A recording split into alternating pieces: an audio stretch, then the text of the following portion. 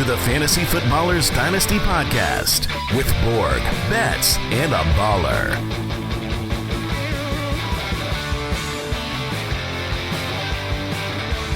Welcome in, boys and girls, children of all ages. It's Wednesday, July 15th, Fantasy Footballers Dynasty Podcast. And I'm your host, Kyle Borganoni, and I'm joined by Matthew Betz and Jason Moore. Hello, fellas. Doody.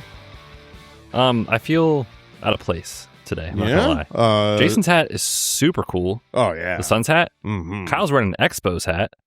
I just look like a lame-o on here. Yeah, well, at wearing least a you Fantasy got Footballers t-shirt. Imagine wearing that. Yeah, you've got hair though, which means you don't have to wear a hat. So that's pretty good.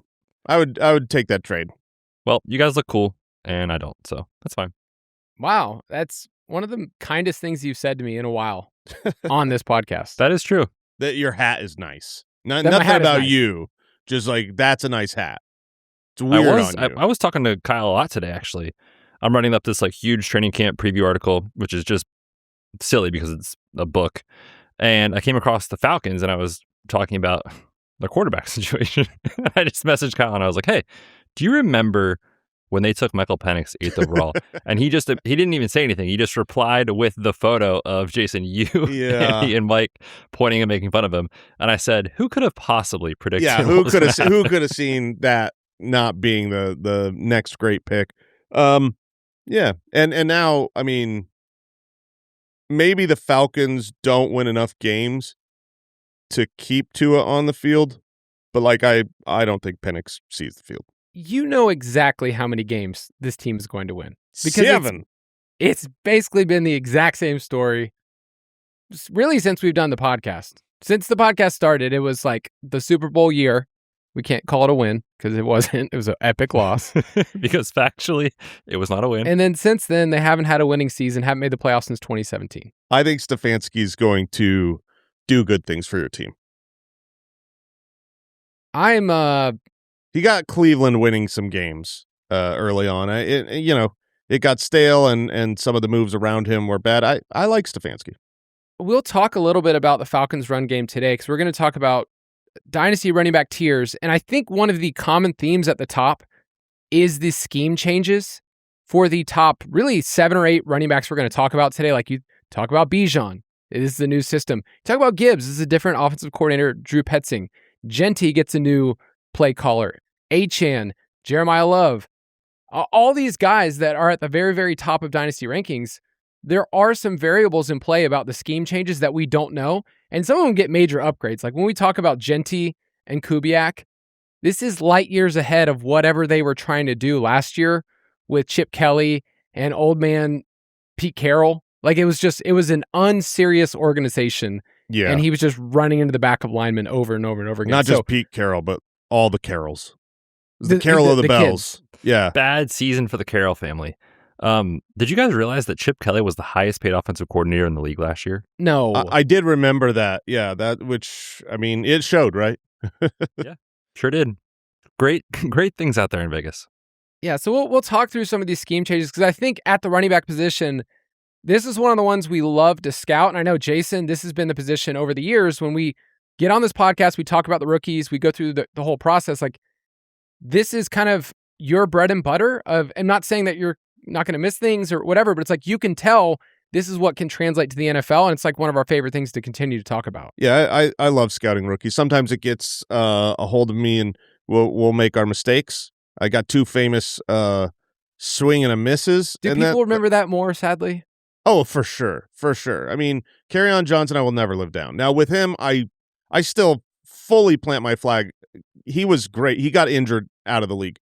I do not think he would not have succeeded without that injury. And then, I mean, I don't like bringing the name up, but I was a believer in Caleb Johnson last year, and he's dead.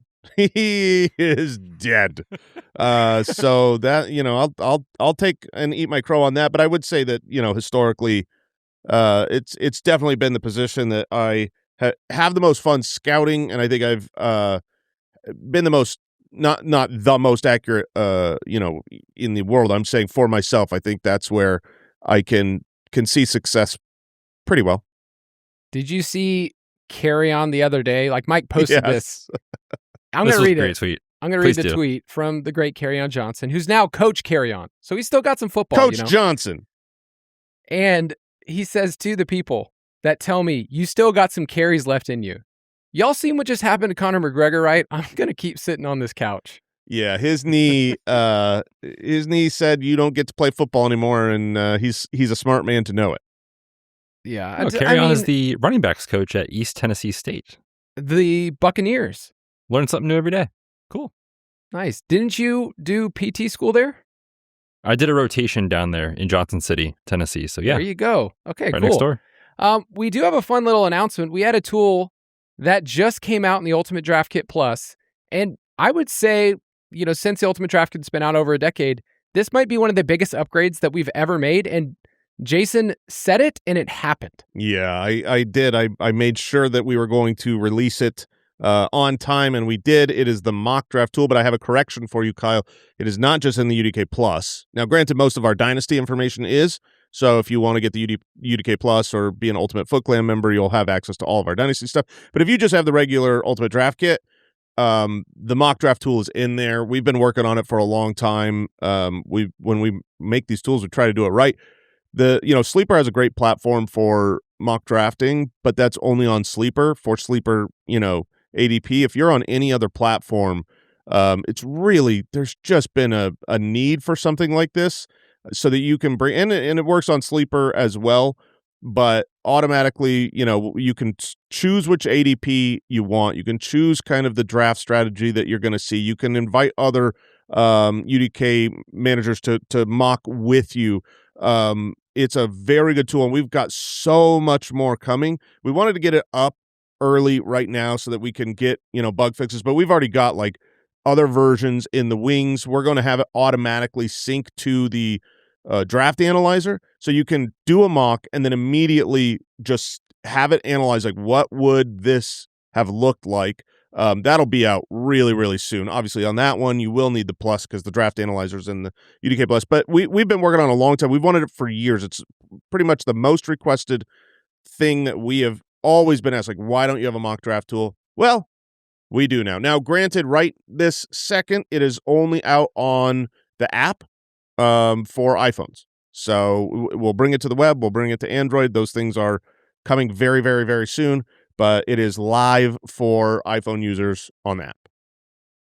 I am proud and embarrassed to admit how many mocks I did from the moment it was released. Nice. You were Let's doing work. just say, Jason, don't judge, okay? Don't judge me. My productivity today, not the greatest, if I'm being totally honest, because of the mock draft tool. It is clean.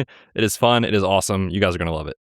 I think one of the best benefits, too, for our show and people that play Dynasty is that we will have settings for there, and then eventually we will have our own Dynasty ADP. So you can see how the Foot Clan actually gets to, how they draft, and is that different from other places. So having our own ADP, I think, is a low-key one of my favorite things, because on every single show, the main show, redraft, like, we're always referencing average draft position, and it's really great to be able to have people in the Foot Clan to do that. So ultimatedraftkit.com, if you want draft analyzer, mock draft tool, all of our rankings, projections, the tiers that we're referencing today, the running back tiers, they will come straight from those rankings. So ultimatedraftkit.com. Moving on. Dynasty rankings. Last week we talked about wide receivers, and with Mike, we kind of talked through some thoughts about how tiers in Dynasty are a little different than the projections that we do in the Ultimate Draft Kit, because when Jason's statting out all of these players, he is actually trying to figure out, here's what they're doing in 2026. Here's the market share for, the Raiders, and here's, how we're breaking this up. Here's the new system. But it's really hard to project over multiple years and say this is what's going to happen. If you would have tried to do that last year with the Raiders, you would have failed miserably because this regime is no longer around. So in Dynasty, things shift, things change, and we're trying to look over multiple years. And the last thing I will add is there are things at the running back position of all positions in Dynasty that you just don't know what you don't know, and then it is over. I'm looking at 2023, and I'm looking at top 10 rankings for Dynasty running backs. Austin Eckler, when it was gone, it was just gone. It was over. It was done. And you could probably get nothing in return for Austin Eckler after that year, where the previous couple of years, he was firmly seen as a top 10 running back, basically a cheat code in fantasy.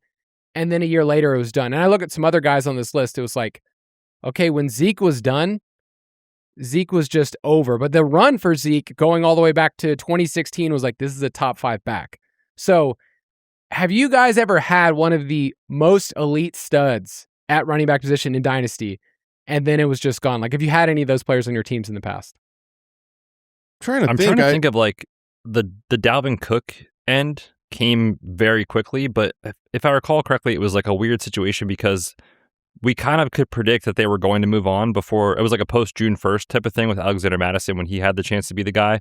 So if you were like ahead of that, perhaps you got out at the right time. But if you held on thinking like he's going to be the Vikings guy, that one ended literally like immediately that he left the Vikings. So that's one that comes to mind for me. Yeah, I can honestly say that I can't remember one where I was holding the bag. I usually try to get out a couple years early. I think I've been pretty successful with that. However, I've got Derrick Henry, and I will be riding. I mean, at this point though, it's like even if the end is right now, like he comes out, gets injured, he never scores another fantasy point of his career, I won't feel like I held the bag too long. I got to hold the bag forever because 4 years ago I thought he was going to be done, and he's King Henry. So eventually that one will come. It's rare for me to hold on to a running back or wide receiver for that matter until the end of their life, unless that team is Dino Jr., in which case Mike and I, that's our champ team From my goodness, a long time ago. It's coming. The bill is coming due. Do you know all of our aged players? Sadly, let me read you some. I do. Derrick Henry. 5 years ago, this team would have been incredible. It was. We won championships. Derrick Henry, Devontae Adams, Travis Kelce, Mike Evans. I mean, we superstar guys that are they're done. Oh, and Tyreek Hill. So it's like, we're gonna be rebuild. We're gonna be rebuilding in the near future. Yeah, I think you Stafford last year, right? I think we might have Stafford there. Please yeah, tell we do me have Stafford Flacco as well. on that team too. Yeah, that's it's all right. Like, it's all right. We got Heidenreich. got some young guys. We're building in the wings. Yeah, I think at running back, everybody's had players that you're trying to figure out, when do I extract the value? When do I ride this out? And there's really not a perfect answer. Like I was going through the rankings here, and if the goal of this game was just to extract value all the time, and that's it, you could play that game. But this is also, I want to win, and I want to win a championship. And so there comes a certain point where you're at a crossroads and say, yes, I could get more value, but perhaps the old Derrick Henry performance is better than me getting a second-round pick. Well, I mean, put it this way. The team that I just talked about, where I've got Kelce and I've got Adams and Matthew Stafford and Mike Evans and Derrick Henry, we won back-to-back-to-back championships with them, which maybe we wouldn't have when Derrick Henry was getting, 29, or when, Devontae Adams was 28. If I had done the move on from them, maybe we don't win those championships back then. So it is a testament to sometimes you have to hold on. If you're really going for the championship, you got to do what it takes to get the championship, and I have no regrets. So we will walk through the first couple tiers at the running back position, and as I was putting these together, you can find all the rankings, Dynasty rankings. These are Andy, Mike, and Jason's. Usually, I know that next year or the year after, like, here's a class coming. So I have to kind of think about these guys, because a year from now, we're going to have, a Jeremiah Love or an Ashton Genty, and I can look at those rankings. I'm looking ahead at next year's class. We've talked a lot about how 2027 is a strong class. So far, it does not project that for the running back position. So when we're adjusting our dynasty rankings and about where players fall, like as of right now, we do not have a ton of strong names in the mix. So I just think about that for 2027, because they're valuable picks to everybody. But as of right now, the running backs are not. Interesting. So everyone's hyping up the 27 draft, but it's basically wide receivers, top heavy, quarterbacks as well. I guess if you're in a super flex, it makes the 27 draft much better. And Kyle, what you're referencing is just kind of looking ahead at like early consensus big boards, which these change drastically from now till next year. Every year that happens. But there's only 4 guys right now in the top, 90 picks projected. Again, that'll change. But that's what Kyle's speaking to. Like, nobody's projected as like a first round lock for next year the way Love and Genty have been. And I think about this kind of from the lens of the last couple of classes we had when Genty came out with, TreVeyon and Judkins and all those guys. It was billed as a great running back class. So, like, you should plan accordingly in Dynasty. We saw the opposite end of that spectrum when the Jonathan Brooks year happened with, like, Trey Benson. Like, it was really a weak running back class. It's pretty weak this year for the most part behind the top 2 guys. So just knowing that, like, I think some of these vets might hold a little more value over the next calendar year, roughly, give or take, than maybe they would have otherwise if we were getting a really strong class coming in. So just something to consider, I think, like, from a top-down view. Yeah, when we talk about, like, age curves for players, you might look at some of these guys and say, like, oh, they're in their age 28 season. But, like, we just had a class that had Jadarian Price and a bunch of question marks, right? Like, that's what we just had. And now we're about to have another one where I would just say it's going to be not as overwhelming as we want it to be. So some of these players that are at a little bit older age, it's easy for me to just say, oh, we'll just sell this player. He's 28 years old, when the context of the league says this guy might still be a starter for another 1 to 2 years. Yeah, it's important. Running backs tend to come in. I mean, both running backs and wide receivers, they tend to come in waves. We had a couple down years, and then all of a sudden we had the year with Hampton, Genty, TreVeyon, Judkins. We'll talk about a lot of those guys in the tiers today. Those guys are probably, when you look at Henderson or Judkins, those are the type of players that have a chance to tier jump going into next year because they are young enough to still hold and carry that value. RJ Harvey was in there. And so it's like they all come in the league at one time. It's similar with quarterbacks. Like, a couple of years ago, we had the Caleb Williams, Drake May, Jaden Daniels, all the greatest prospects that existed. There's always a Penix or a Caleb Johnson mixed in. But yeah, so and then it's like, and then you get a down year or two. So it's good to know. It really is valuable information to be like the 27 draft everyone's waiting for is not very running back top heavy. Yeah. Let's take a quick break and then we'll jump into the first tier.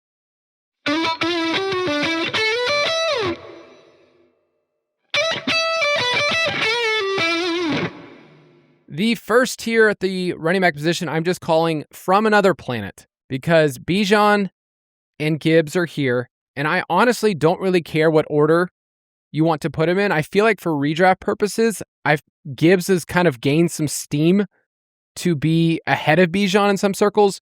If you're just looking at tiebreakers for team success and the Lions having him, I think in almost all circles. I think he is. I mean, it's not 100%. He's not going to go ahead in all leagues, but from what I've seen and the sentiment, it seems like Gibbs is at least 3 out of 4 times going ahead, pretty strongly so. And I would agree with that, right? Just from like a scoring expectation on the Lions compared to the Falcons, what a team. It's just the touchdown expectation is a little different. You have more steady quarterback play, more guaranteed at quarterback, proven, consistency year over year with the offense. Whereas with the Falcons, is it Tua? Is it Penix? What are we getting there? That's the only like coin flip for me in redraft. But obviously, we're talking through these guys in a dynasty lens. I don't even know what there is to say. Yeah, you know what I mean? Like these guys are incredible, and if you have either one, you have a cheat code on your roster for the next, I don't know what, 3, 4, 5 seasons, barring injury. 5 seasons. Guys are awesome. Don't do that, Betz. Don't do that. Oh, running back, you just take your 3. You take your 3 and you hold on to that. You told us last year, Jason, Bijan's never getting injured, and he didn't. That's right. So, but that was for last season. I said there's no way he will get injured this year, which was last year. There is no way he will not get injured at some point in his career because he's a running back. It will happen to everybody. Those two are awesome. I think the argument, in a dynasty league, maybe it is easier to go on the Bijan side because if I were a general manager of an NFL team and I had to draft Bijan or Gibbs, I would definitely take Bijan. I think Bijan is the better running back. He's built for more workload. They're both outstanding. And while Gibbs might have the edge in like huge breakaway explosive plays, I don't think he has the edge in the down-to-down, just make something out of nothing, get more than you should. If you look at just EPA per play on what was expected, the difference is you've got a better quarterback, a better offensive line, a better scoring expectation, a better chance at winning games, which helps running backs. Everything stacks to the Gibbs side. So it's like you've got two super talented players. I like the talent of Bijan more. So in a dynasty league, maybe you say, well, nothing stays the same in the NFL. 2 years from now, the Lions could absolutely suck. It seems wild to say something like that, and it's always the case. And I don't know if we could say that 2 years from now the Falcons will be great because it's been a minute. It's been like 10 years. It feels normal to me, though. Like, it just, you just said, like, what I do every day. That feels normal. But with these two players, if you are on, let's just say you think you're a rebuilding team. And I was like putting that question down thinking, if you have these two players, like, don't you already have a chance in your league? Like, no matter how bad your squad is? Like, so what would it take for you to even trade away these players? Like, I couldn't fathom having Bijan and saying, well, I guess I'm going to rebuild. And the way that I'm going to rebuild is I get 2 firsts and a young stud, and I hope that one day he maybe becomes Bijan. No, like, that's really what you're doing. No, you have to get something that is outrageous. It's got to have a handful of picks and first round picks and a talent. If you told me I was going to trade Bijan away or Gibbs away because I need to rebuild, then I'm getting 3 firsts and Cam Skattebo or something like that.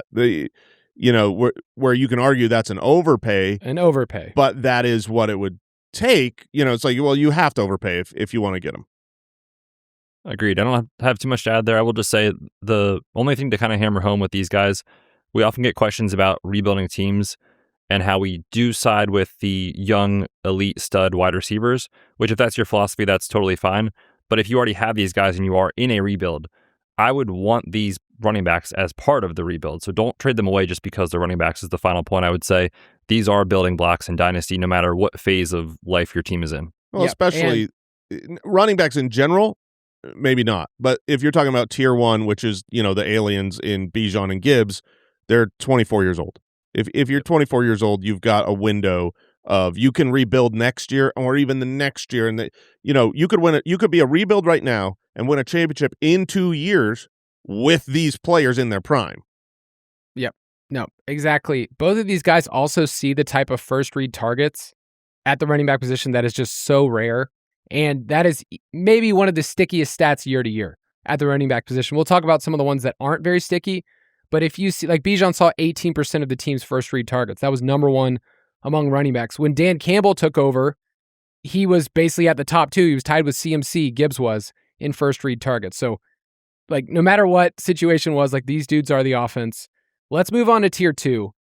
And I'm calling them young and foolproof. Like, I don't think there's a way to screw this up unless there's one of these play callers that I think stand out. You're like, okay, one of these guys is not like the other.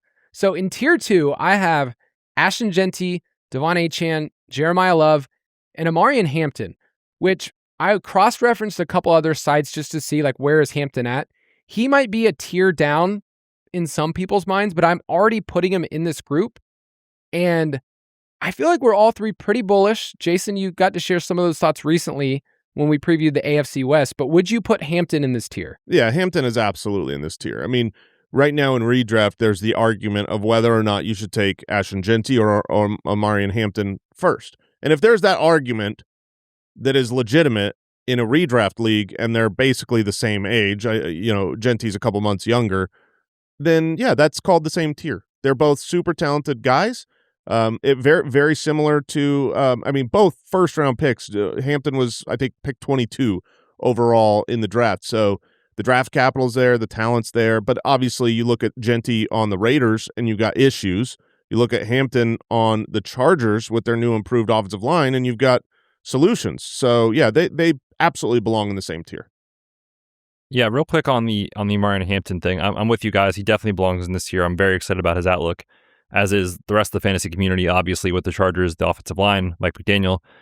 There's like a weird subset, though. Like, there's like a little like mini group that's like worried about Keaton Mitchell out there. Oh, yeah. Like, I don't know. I just like see it on Twitter and stuff. And I'm like, I guess people are making the comparison of the Raheem Mostert Achane years with Mike McDaniel. I don't see it that way. Keaton Mitchell's electric when he's touched the ball, but he's been a very specific small role player in the NFL. And sure, could they give him 9 touches a game this year? It's possible, right? Obviously, the contingent upside is there. But Omarion Hampton is a first-round pick. He is built to be a bell cow. And the thing that I'm most excited about with the Chargers in the running back position with Mike McDaniel is obviously the scheme and the running attack. But the way he was able to manufacture touches in the pass scheme to these running backs with Devon Achane, Omarion Hampton coming out of UNC had an awesome receiving profile. We saw it in a limited sample size last year. I think you can see more work in the pass game than we even realize this year. And, so anybody out there that's seeing the Keaton Mitchell stuff, I just wanted to put that up for conversation. Are you guys considering that much at all with Hampton this year? Not at all. I love the Keaton Mitchell truthers because they keep Omarion Hampton down a little bit. Not that he's very down, but Keaton Mitchell in his own right is going to be great for this team. They came out recently and said that they envision about 8 touches a game. That's fine. The backup getting 8 touches a game, that's not going to get in his way. I mean, David Montgomery just had 187 touches. Jahmyr Gibbs was fine. You look at the Mostert comparison of, it's a good comp, right? Mike McDaniel had 2 different good backs, and Mostert had, ironically, both those guys had breakaway speed, but Mostert was a real breakaway speed guy. Mostert has 25 pounds on Keaton Mitchell. You're not giving, 190-pound 5'8" player a workload. You're mixing them in and peppering them in as a explosive weapon, and I think he'll be good for the Chargers. I think he'll be good in his own right. But for instance, if Omarion Hampton goes down to injury, if he goes down to injury, I would not be running after Keaton Mitchell. Keaton Mitchell will, I think, keep playing the Keaton Mitchell role, and Vidal will go into the Hampton role. I think Hampton is, and the greatest part is we just saw, when Mike McDaniel has a talent like he had in Achane, a special player, Achane was given a real body of work and found in the receiving game and the rushing game. I think Hampton's going to be very, very involved. Touch the ball 300 times.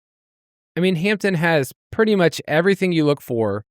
If we would have known that Hampton coming out of college would be paired with Mike McDaniel, because we didn't know that at the time, right? We would have been over the moon. Just this is what we want, because you get the tackle breaking ability, who's somebody has a big body who can catch the football and scored rushing touchdowns. And when he was on the field last year, he was their inside the 5 guy. There was no question. So I think Hampton has room. To me, Hampton has a ceiling where he can be the RB 2 or 3 this season. If things hit right, if their running scheme works, if they do a ton of 12 personnel and they're successful in doing it, I think Hampton just has a crazy high ceiling where next year you're this dude could be among the elites. Yeah, and a top 5 overall pick in redraft. Yeah, Hampton does the things that you need to do to be a real RB1, which is you need the goal line work, you need the receiving work, and you usually need to be a high touch guy on a good team. So he checks every single box. If he ends up this season with 400 receiving yards, 1,200 rushing yards, and 13 touchdowns with a ton of receptions, that's going to be a top 5 running back. Yep, for sure. Any worry if you had to pick one of these 4, so Genty, Achane, Love, and Hampton, if you had to pick one of them to drop down a tier next year, who would it be?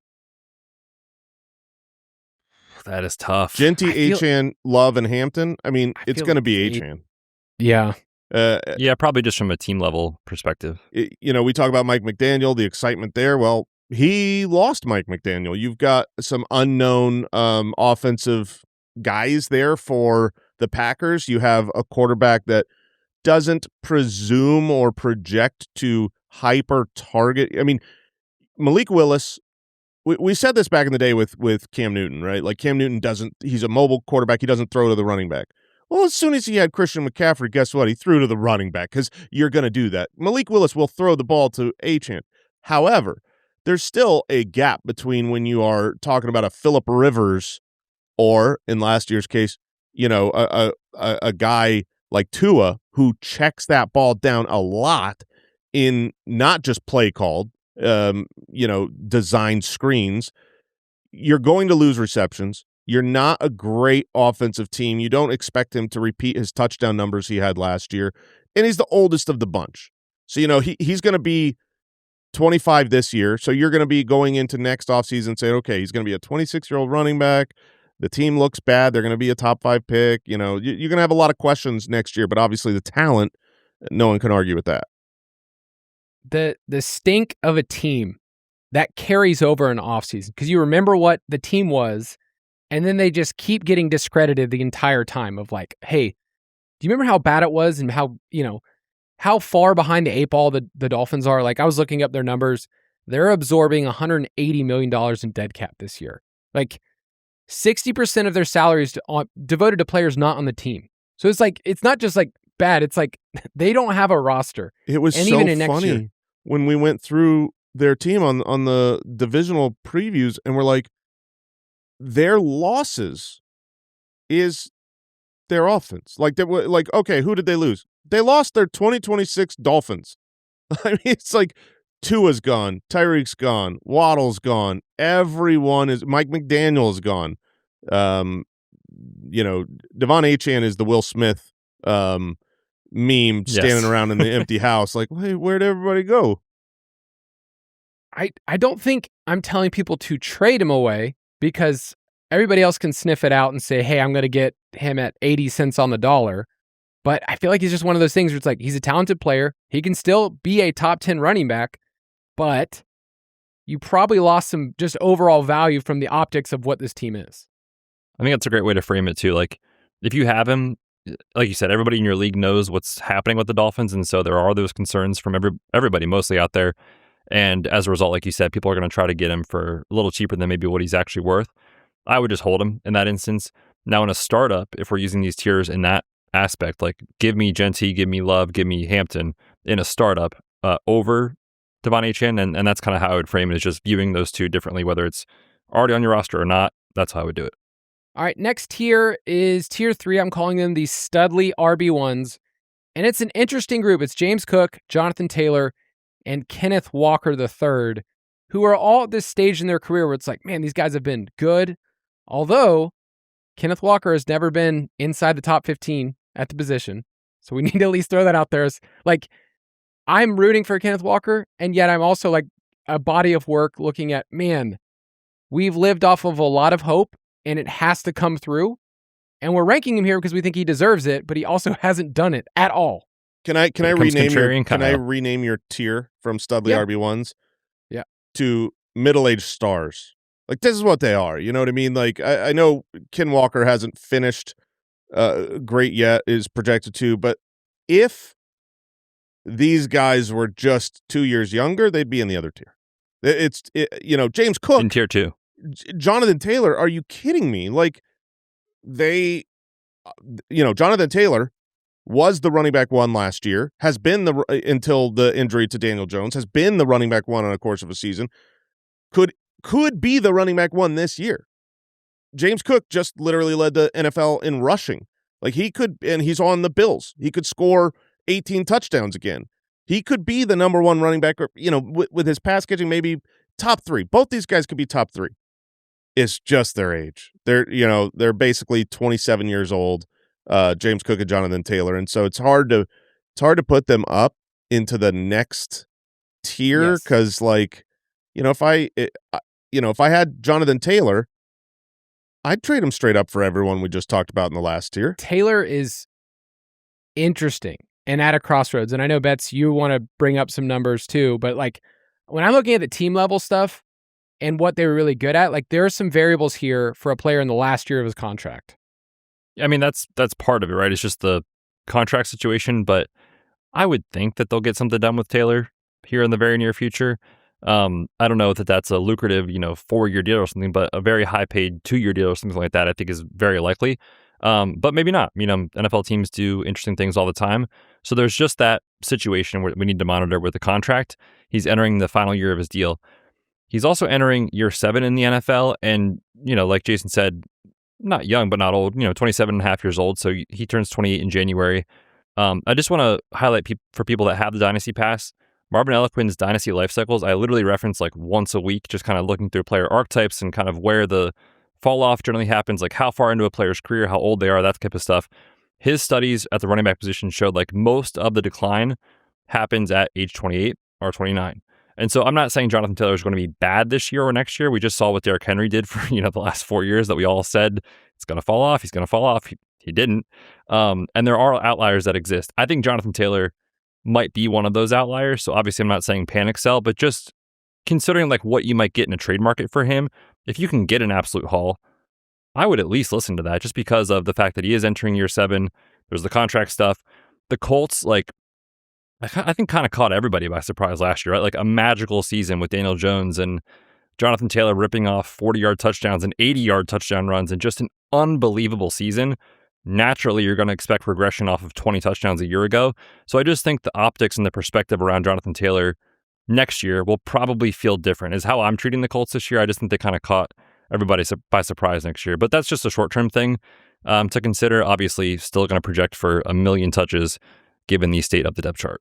You could convince me that any of these three, Cook, Taylor, or Walker, have the most rushing touchdowns or lead the league in rushing touchdowns. Like it's on the table. Who do you think would be the cheapest to acquire in a trade? If you're trying to trade for them.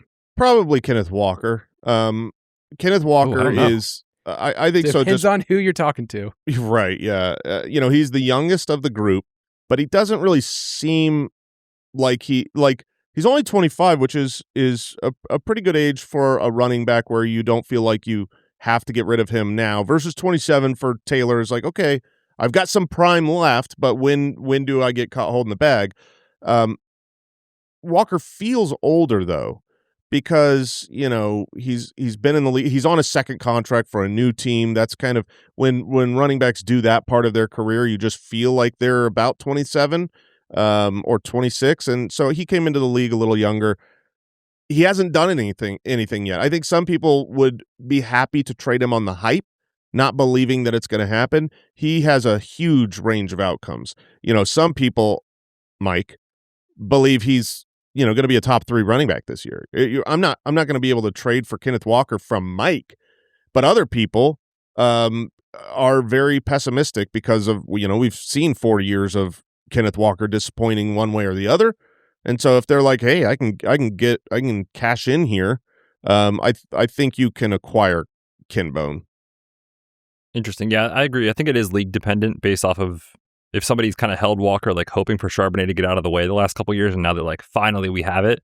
It's going to take an arm and a leg to get Kenneth Walker.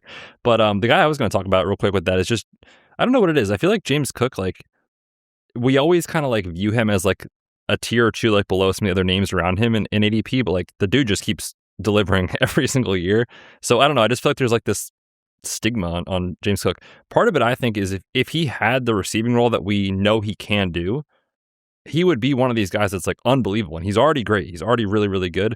But, Kyle has it in the doc here, only average 1.9 receptions per game. Like if they can just get him more looks in the pass game, he can be next level. And I just, when are we getting that? Come on. When I was saying all three of these guys could be the number 1 running back, or just a minute ago talking about Jonathan Taylor, James Cook, I took that back because I don't think James Cook can be the number 1 simply because of his pass catching. 33 receptions last year, 32 receptions the year prior.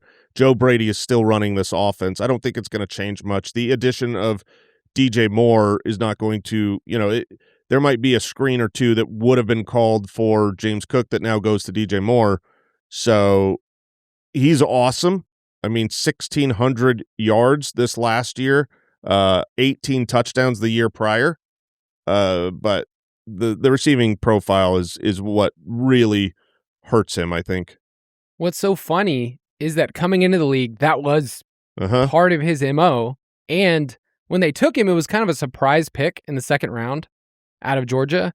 And he's kind of morphed into, he's really good between the tackles, like way better than people realize for somebody who's not huge, has these explosive plays. And yet in the passing game, you mentioned, it's like, I feel like there's more there, but then he's stuck in an offense that's just not going to target him that way. He's just never going to. Let me ask you. So we saw, Dalvin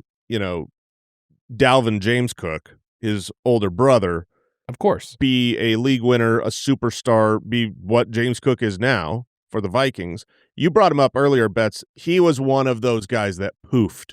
I mean, he went from, I'm awesome, I'm a league winner, I'm a top half first round draft pick, to I don't do football no more. Just vanished. Direct quote. Yeah. Is this genetic? Is this going to be one of those, look, James Dalvin Cook, the younger brother, the Bill, is he going to have a similar end to his career where, he'll be great this year and then poof, he'll vanish? Is that what the Cooks do? I don't know. Hope not. It's a genetic study. Can I throw out a variable? Yeah, I'll allow it. Please. Because this team has been basically the best at running the ball, especially in 11 personnel the last really 4 or 5 years. And then their offensive line coach, who has been basically the guy in the Josh Allen era, just retired. I know that for some people, this is like not a big deal when it comes to coaching stuff, but offensive line systems matter. And I think Betz would definitely testify to that about Philly and the way that works. But they have things that are changing. They have an offensive line that's shifting. Their fullback's also gone. I just wonder, eventually those things don't just stay the same forever, and when you don't have the same continuity. So I just say, it wouldn't shock me if, maybe not this year, but the year after, we're looking up and say, wow, James Cook, he's fine. He can still be a top 15-ish running back, but the value that you had before is gone. And maybe if you're contending this year, just write it out. Just don't get too cute. I do love that you're bringing this up because, we try to dive as deep as we can, but keep it shallow. Behind the scenes, we're digging and mining and doing all sorts of data research. And then here we try to, bring the results, the gold that has been mined without the dirt. People don't really track offensive line coaches. What? Very often, but we have seen that in the past. There are a handful of awesome ones, great ones. And when they leave or when they change teams, they bring that with them. Offensive line is a different beast. It's very it's akin to an offensive coordinator of an offense. The impact that has, and everyone knows that. You play fantasy for 3 years, and you're like, oh my gosh, I need to be with this coordinator. I need a Kellen Moore who's fast pace and always, throwing passing rate over expectation, all that stuff. If you lose a great offensive line coach, you can try to replace him and get lucky, but you probably won't.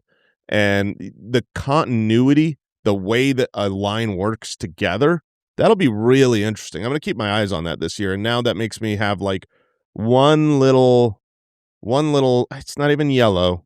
It's like a little checkered flag in the back of my mind. I want to watch that offensive line this year. I think another example of this, and Jason, you can probably speak to this. Remember entering last year, we talked about the Cowboys, they're going to be a shootout team. They're going to build the plane around Dak, and obviously they did. But Javonte Williams was awesome, and everybody kept coming into the season saying they can't run the football. How can they run the football with this personnel? Clayton Adams came over from Arizona, and they had an awesome run scheme for a handful of years when he was there. And we saw what he did in Dallas with Javonte Williams, who we all wrote off and said was done. And so, it's a huge factor, and I think a little bit underutilized in our game. I just also have to mention that Joe Brady, he's a little smug to me. And also just the context of the team is he staged a coup, right? He had to have been just slowly just saying stuff to Brandon Beane and the owner and be like, the real problem here, it's McDermott. We got to get rid of him. The real problem here is Keon Coleman. It's he had to have been just slowly whispering stuff, and he got Josh Allen on his team, which I play caller-wise, he's been awesome for Josh Allen. I'm not trying to say that, but it feels a little fishy to me. And I'm not trying to throw out conspiracy theory stuff, but it's gross. It's gross that he's the one that takes over and they fire a head coach who's been really successful. Yeah, it's I wasn't a fan of this maneuver. I understood if you can't get over the hump that you have to fire a good head coach, because I think McDermott was a good head coach. And so I can understand that. It's just wild and weird to me to be we need that change. We need to get over the hump. Let's keep our offensive coordinator and make him the head coach and just try this. I mean, maybe it'll work. Sometimes, I remember back in the day thinking what an idiotic This is one of the all-timers. Like, I think we've got a couple all-time whiffs, which is back in the day, I think it was like year 2 of Devontae Adams, Mike just basically saying Devontae Adams stinks. This guy sucks. He was terrible. He was terrible. He was not wrong, but then he obviously became Devontae Adams, a potential Hall of Famer. And then for me, I just thought it was wild, nonsensical, nepotistic idiocy to hire a 32-year-old baby boy, Sean McVay, for the Rams. Whoops. So, I don't love this Joe Brady move, but maybe it is good. I never thought Joe Brady was that good, man. Looking back, Joe Brady is not one, like, he always gets off to a hot start. He's bounced around, and then he kind of gets figured out. And I've never looked at Joe Brady as like a real guy I want to target. And the fact that he's been so good with Josh Allen, that will never convince me, ever. Because everyone would be good with Josh Allen. It's the Kyle Adam could Gase coach effect. Josh Allen, and he would be good. Yeah, it was like Adam Gase was, he's going to be the greatest. Look at his offense. No, it wasn't Adam Gase. It was Peyton freaking Manning. You're not even an offensive coordinator when you got Peyton Manning. It's like those type of things. Matt Nagy, he's so good. No, Patrick Mahomes, it's just those things where I'm not convinced that Joe Brady is that great. The other thing, too, and not to make this a Bills conversation that it's turning into, but we see this all the time with guys that are play callers that get head coaching jobs. You're taking on a lot more in your day-to-day duties, right? Like, you're leading the entire team. You can't just focus on just your offensive play calling duties. And we've seen guys get that role and then like, oh, actually, I'm better just as a play caller. And that's not bad. It's just kind of the reality of some coaches. So we'll see. I think most people are just like, oh, they'll be great because they're always great. And Josh Allen is too good for this thing to actually like fail. But I do think it's at least worth considering, like, this is a variable that we need to at least put into the equation this year. Allen had the lowest ADOT of his career. 21% of his attempts were behind the line of scrimmage. And then everybody points the fingers at, it's because your wide receivers stink. It's like there's also a systemic part of how they built the team. I think it's the GM. And maybe it's me just saying. For sure, dude. Bean loves sniffing his farts, and he's done it for years. And he kind of got away with it by just saying it's McDermott's fault. So, it is such a shame they didn't win the Super Bowl last year. I mean, that was the path. The path was cleared. I think most everyone wanted the Bills to win a Super Bowl last year. Obviously, you want your team first, but then outside of that, unless you're a division rival or something, everyone was like, this is your chance. And the poor Bills franchise and fan base, what a freaking great fan base.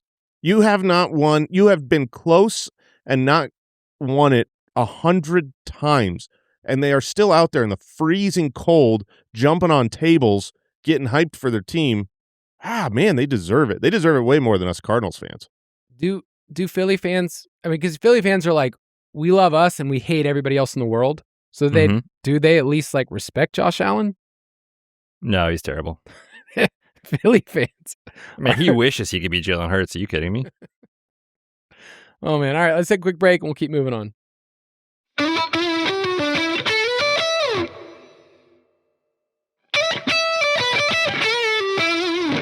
All right, we are into tier 4, and we're only going to go through a couple more because honestly, once you start to get to about RB 25 people, which you can find in all of our rankings, the Dynasty rankings, it is a roll of the dice for a lot of part-time players. But at tier 4, I'm calling them make or break RB1s because I think everybody could convince themselves these guys are an RB1 in Dynasty. They're a top 12 guy. But there's some variables at play. So we have Chase Brown, Christian McCaffrey, Breece Hall, TreVeyon Henderson, and Saquon Barkley. Like all of these guys, it would not shock me if a year from now we're saying, oh, those dudes bottomed out. Or those dudes did not have a great season. For instance, Chase Brown, who's been awesome the last couple of years. We need an extension to really get the value out of him. He's 26 years old. He's entering his final year of his deal. And I feel like the schedule says that he will be awesome this year. And there's no competition really on the team. But it's hard in Dynasty to say, I'm going to trade for this player and say, he's worth 2 first. Because that's basically what you have to pay if somebody sees him as the RB10 in Dynasty. Chase Brown, to me, is like Rushy Rice. He is a league-winning upside talent who's going to score so many fantasy points and isn't too old that could vanish, that could just, the stick of dynamite because he's not under contract. Every offseason the last couple of years, you're like, oh, the draft. Are they going to do it? Are they going to replace him? Now, Kyle, you brought up, there's no superstar as of this moment, first round consensus mock board drafted running back in the 27 draft. So that's helpful. Just like this year was kind of a week after Jeremiah Love and Price, it's hard to go to the draft and just replace Chase Brown. So maybe a dynasty player needs to look at that and say, the odds are there won't be a guy to just replace Chase Brown, and therefore they might sign him to a 2-year deal. If he signs a 2-year deal, he's going to score so many fantasy points for as long as he is the guy for the Bengals. And that's the same with Rashee Rice in the sense of like, he's going to be a top 5 wide receiver fantasy scoring points as long as he is a Chief and on the field. I just don't know if he's on the field or a Chief. And so that's always the fear with Chase Brown. He seems so replaceable, but I don't know that the people are out there to replace him with. I'm glad you brought that up because I do think from a superstardom talent level perspective, like Chase Brown is not there, right? Obviously, nobody's shocked to hear that, but sometimes in fantasy football, opportunity on good offense is what you need. And so, like you said, if he does get this extension that they've kind of hinted at, I mean, we're still waiting, but if he does get that, I feel so much better about Chase Brown, obviously, for the next couple of seasons. But we see this often with running backs that are not in the elite Derrick Henry, Jonathan Taylor, Saquon Barkley outlier category, that when they do hit 27, 28, like it starts to kind of go quicker than other backs. So I think Chase Brown is an awesome, awesome piece if you're a contender this year. I'm super excited about him in redraft leagues. He does feel shaky to me in Dynasty, and maybe that will change if we get an extension here. But yeah, I'm glad you brought that up, Jason, because he does feel a little fragile. Call your shot. Chase Brown, Dynasty. Will he be... He's in the last year of his deal. Will he be the starter next year without a marquee replacement for the Bengals? Barring injury, I think so. I think so too. I do too. I wouldn't have said that a year ago. Yeah, I completely agree. I think he will too. Looking at the free agent class and the incoming running back class, if that's the case, then Chase Brown is a very good target in Dynasty because most you've got to basically call your shot. Does he have 3 years left, or is this the last year? Because it's pretty much one of those two options. Right. And I think his life, like he gets comped to Eckler a lot, very similar skill set. But it's like, I was thinking about how Aaron Jones was always this like efficient pass catcher who even had life like afterwards in the next part of his career where, when Chase Brown's 28 or 29 years old, he can still be valuable for an NFL offense as part of a 1A, 1B committee. I just think you have a awesome season setting up for the Bengals, favored in 15 of their 17, where, you could have a monster season for the team, and then a year from now, they extend him because he was part of that run. So I think you have to call your shot, and I think the price is probably as low as it's going to get now, unless he bottoms out, which that's the point of this tier is things could change a year from now. Breece Hall resurrected his value and stabilized it, and yet we still might have the exact same problem of this team not having any scoring opportunities for him to score fantasy points, which we need all the time. TreVeyon Henderson, we could look up a year from now and be like, why are we still not getting these opportunities? I think he will, and I'm treating him as if TreVeyon Henderson actually tiers up. Like I have him in a league, and I'm thinking about him more in tier 3 at the running back position because I think that's what they can do. But that's not a guarantee. That's what stinks about calling your shot now for any of these guys. Like, would you trade a first and a second for Chase Brown? Because that's what it probably costs. I probably wouldn't. But I get it. It's more than a first. Yeah, more than a first. If it's not next year, if I can go 2 years out, I would do that. Okay. And I'd like to break up the years within that. I don't want to give a first and second in the same draft simply because I think that would be, you're deleting one of your years of being able to rebuild. So I like, if I could do a 28 first and a 29 second, you probably won't get that done, but I would offer that. I love that Jason's kind of crafting his own terms on this. It's great. Yeah. You know what we need, Jason? Can you Cortland Sutton this thing for us and just tell us that Chase Brown is definitely not getting an extension? There's no way that Chase Brown is signing an extension. And I cannot wait for that alert to hit, in 2 or 3 days. Mm-hmm. That'd be beautiful. Come on. I traded away last year Chase Brown and a second for TreVeyon Henderson. And I thought I'd won that deal, and I thought I've lost that deal about 5 times. And now they're in the same tier. It feels about right. That's the craziest thing. Yeah, it does feel about right. They belong in the same tier, but you got 3 extra years on Chase and Brown. A real ceiling with TreVeyon. And, there's the whole, argument of, are they going to replace Chase Brown? A lot of that is because of what is the investment of the team. The team has never been invested in Chase Brown. They didn't invest a draft pick, and they haven't been invested with financially with what they pay him.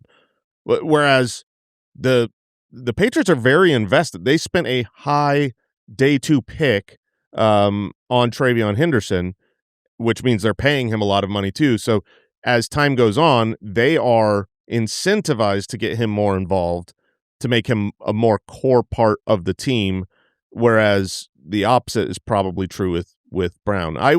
If I had Chase Brown and I could trade him for TreVeyon Henderson straight up, I would do that. I think I agree.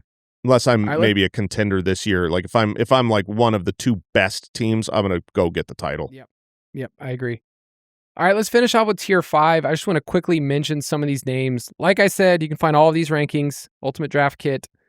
I'm calling it Follow the Winds of Change, which is me just typing out something, and that's what I'm going with. But these are running backs we have ranked from 15 to 22. And all of them, like we're at RB 15. I'm at a point now where I'm like, man, a year from now, so many things could change. And I'll list off the running backs, and then I want to ask you guys a quick question as we wrap up. Bucky Irving, who, man, things have changed a ton. The sentiment around Bucky Irving is kind of just sad. Like, we're all just looking around and be like, we love this player. And yet, this is where we have him. Quinshon Judkins, Kyren Williams, Josh Jacobs. I feel like Kyren Williams and Josh Jacobs have been together for 3 or 4 years, like together in these rankings. Cam Skattebo, Travis Achane Jr., Jadarian Price, and Javonte Williams at the end of this tier. So my question is, which of these running backs will carry more value in 2027? And then which of these running backs will actually help your team more in 2026? Because it's like, we have Jadarian Price ranked as a near top 20 running back. I do not think he will help your team as much as Travis Achane Jr., who is ranked right next to them. But the age difference of 5 years is a big deal. So, of this group, Betz, is there anybody that you're saying like, man, a year from now, I think they will be more valuable?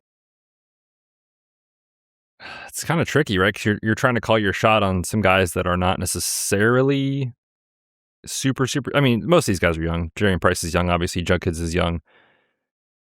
I think Judkins will continue to carry value. I don't know if it'll be more. I think he's a good bet to sustain value. He could move up a tier. It's just because, like, we like Monken, eventually, hopefully, maybe the Browns get the quarterback situation figured out, but obviously that's on their to-do list for next year. And so I think there could be more optimism around the Browns in 2027. So I would say Judkins is a guy that I could see carrying more value next year. All right. I'm looking at Jason's rankings, and it seems like it's clear who. Well, first of all, it's stupid that he's in this tier. It's just absolutely ridiculous. That's not your fault. It's not my fault. I've got him ranked in Dynasty as my running back 13. Cam Skattebo. Way above here. Mike and Andy have him at running back 21. Nonsense. Cam Skattebo is, I know he's a 4th round pick, so the investment might not be there, but we've seen the team with their, maybe they would have taken Jeremiah Love if he had fallen to them. They didn't, and so everything now is he is the center of our team. He is going to be the words out of town are basically they're going to rely on running the ball a lot, and that the center of that is Cam Skattebo. He's obviously on a rookie deal. He's 24 years old. He looked awesome before the injury. He's had a lot of time to come back from the injury. We've seen people come back slowly from the injury and poorly from the injury, like Tony Pollard, but he came back in like 2 months. Isaiah Pacheco, never. I mean, he came back too quick. He got back the same season that he injured himself. This has been a long recovery timeline for Cam Skattebo, and I think he will be fine. Betz, I'll let you interject if you think that's wrong, but Cam Skattebo shouldn't be in this tier. He will be above this tier. And the only other name I want to bring up, because the disrespect is unbelievable, is Kyren Williams. We just had all the conversation about, oh, if only Chase Brown could sign a contract. If only he was he's in the last year of his contract. I mean, what are we doing here? Chase Brown is older than Kyren Williams. Kyren Williams, who's been the running back 6, running back 9. Kyren Williams, who got the contract. He's under contract for like 3 more years now. What are we doing? Why is Kyren so disrespected? Andy. It's Blake Corum. It's all Blake Corum. And I guess I should love it, because I don't believe that Blake Corum is going to stop Kyren Williams from being a great fantasy option, but everyone thinks he will. So, I think Kyren Williams is undervalued. Cam Skattebo is undervalued in this tier. It's a pretty aggressive ranking for a punt returner, Jason. Yeah.